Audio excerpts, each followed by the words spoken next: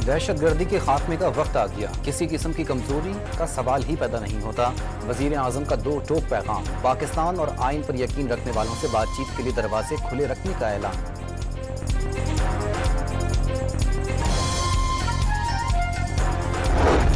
वादी तीरा में सिक्योरिटी फोर्सेस का खुफिया इतलात पर ऑपरेशन सरगना अबूजर सद्दाम समेत 25 खवारिज मारे गए, 11 जख्मी। फायरिंग के तबादले में पाक फौज के 4 जवान भी शहीद। मुल्तान में बारिश का 48 साला रिकॉर्ड टूट गया, कई इलाकों में पानी घरों में दाखिल। ख्वाजा फरीद सोशल सिक्योरिटी अस्पताल भी पानी से भर गया। शहर भर में रेन इमरजेंसी नाफिज। चौंगी नंबर 9 पर 147 मिलीमीटर बारिश रिकॉर्ड।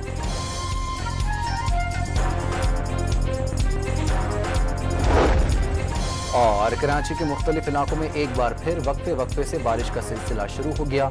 बहरिया टाउन, मेमार, बफर जोन और डिफेंस समेत कई इलाकों में बादल बरस पड़े। थरपारकर की तहसीलों मिट्टी, इस्लामकोट, छाछरों और नंगर पारकर में भी मूसलाधार बारिश।